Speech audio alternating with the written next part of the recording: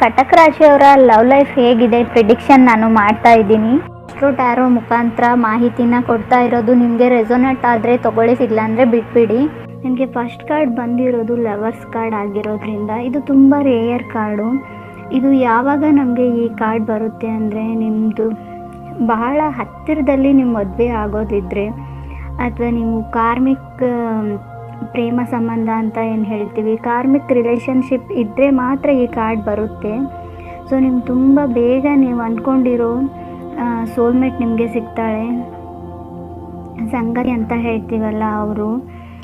ಮತ್ತು ನಿಮಗೆ ತುಂಬ ಬೇಗ ಹತ್ತಿರದಲ್ಲಿ ನಿಮ್ಮ ಮದುವೆ ಫಿಕ್ಸ್ ಆಗುವಂಥ ಚಾನ್ಸಸ್ ಇದೆ.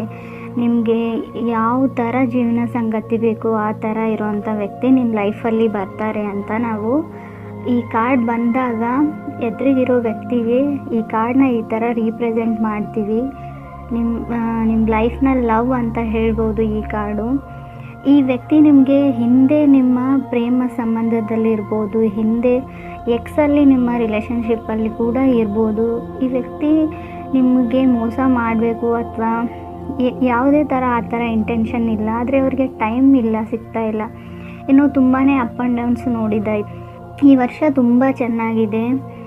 ಇವರು ತುಂಬ ಹುಡುಗಿ ಆಗಿರ್ಬೋದು, ಹುಡುಗ ಆಗಿರ್ಬೋದು, ತುಂಬ ಆ್ಯಕ್ಟಿವ್ ಆಗಿರೋ ವ್ಯಕ್ತಿ ಅಂತ ನಾನು ಹೇಳ್ತೀನಿ. ಫೈರ್ ವರ್ಕ್ಸ್ ಥರ, ಪಟಾಕಿ ಥರ ಇರೋವಂಥ ವ್ಯಕ್ತಿ, ಯಾವಾಗಲೂ ನಿಮ್ಮ ಬಗ್ಗೆನೇ ಗಾಸಿಪ್ ಮಾಡ್ತಾ ಇರೋ ವ್ಯಕ್ತಿ ಅಂತ ನಾನು ಹೇಳ್ತೀನಿ. ಇವ್ರ ಶುಕ್ರ ತುಂಬ ಸ್ಟ್ರಾಂಗ್ ಆಗಿರೋದ್ರಿಂದ ಇವ್ರ ಜೊತೆ ನೀವು ಕನೆಕ್ಟ್ ಆಗಿರ್ತೀರ, ಕಮ್ಯುನಿಕೇಟ್ ಕೂಡ ಮಾಡ್ತಾ ಇರ್ತೀರ. ತುಂಬ ಹೈ ಪೊಸಿಷನಲ್ಲಿರುವಂಥ ವ್ಯಕ್ತಿ, ಒಳ್ಳೆ ಕೆಲಸದಲ್ಲಿ ಇರ್ತಾರೆ, ಹಣಕಾಸಿನ ವಿಷಯದಲ್ಲೂ ಕೂಡ ತುಂಬ ಚೆನ್ನಾಗಿರ್ತಾರೆ. ನಿಮಗೆ ಸೆಕೆಂಡ್ ಕಾರ್ಡ್ ಬಂದುಬಿಟ್ಟು ಏಸ್ ಆಫ್ ವಾಂಡ್ಸ್ ಬಂದಿರೋದ್ರಿಂದ ತುಂಬ ಆ್ಯಕ್ಟಿವ್ ಆಗಿರೋ ವ್ಯಕ್ತಿ ಅಂತ ಹೇಳ್ತೀನಿ. ಥರ್ಡ್ ಕಾರ್ಡ್ ನನಗೆ ಜಡ್ಜ್ಮೆಂಟ್ ಕಾರ್ಡ್ ಬಂದಿರೋದ್ರಿಂದ ಟ್ರಾವೆಲಿಂಗ್ ಮಾಡ್ತಾ ಇದ್ದಾರೆ ಆ ವ್ಯಕ್ತಿ.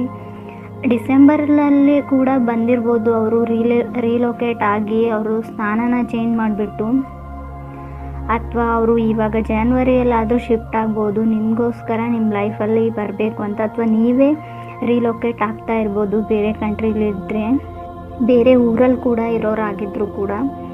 ತುಂಬ ಅವ್ರ ಪೇರೆಂಟ್ಸ್ ಪ್ರೌಡ್ ಫೀಲ್ ಮಾಡ್ತಾರೆ. ನೈಟ್ ಆಫ್ ಪೆಂಟಿಕಲ್ಸ್ ಬಂದಿದೆ ನೆಕ್ಸ್ಟ್ ಕಾರ್ಡು. ಅಂದರೆ ಇವರು ಭೂಮಿಗೆ ಹತ್ತಿರ ಆಗಿರುವಂಥ ಕಾರ್ಡ್ ಅಂತ ಹೇಳ್ತೀನಿ ನಾನು.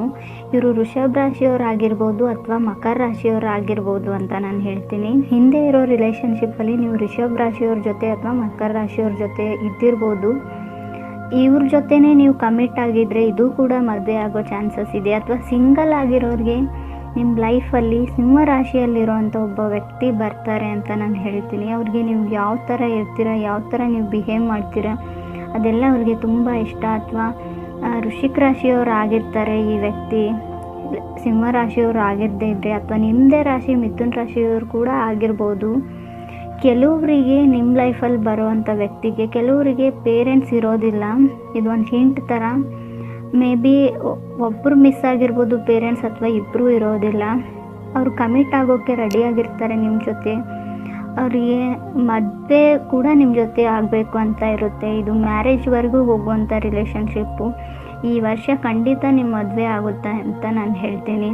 ನೀವು ತುಂಬ ದಿನಗಳಿಂದ ಕಾಯ್ತಾ ಇರ್ತೀರ ಯಾರೋ ಒಬ್ಬ ವ್ಯಕ್ತಿನ ಲೈಫಲ್ಲಿ ಈ ಥರ ಬರಬೇಕು ಅಂತ. ಆ ವ್ಯಕ್ತಿ ಇವ್ರು ಆಗಿರ್ತಾರೆ ಅಂತ ನಾನು ಹೇಳ್ತೀನಿ. ತುಂಬ ಸಾಲಿಡ್ ಆಗಿರೋ ರಿಲೇಷನ್ಶಿಪ್ ಅಂತ ನಾನು ಹೇಳ್ತೀನಿ. ಇವರೊಬ್ಬರು ಹೊಸ ವ್ಯಕ್ತಿ ಅಂತ ನನಗೆ ಅನ್ನಿಸ್ತಾ ಇದೆ.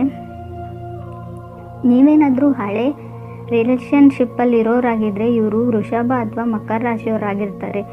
ಹೊಸದಾಗಿ ಸ್ಟಾರ್ಟ್ ವ್ಯಕ್ತಿ ಬಂದರೆ ನಿಮ್ಮ ಲೈಫಲ್ಲಿ ಸಿಂಹ ರಾಶಿ ಅಥವಾ ವೃಶ್ಚಿಕ ರಾಶಿ ಅಥವಾ ಮಿಥುನ ರಾಶಿಯವರಾಗಿರ್ತಾರೆ.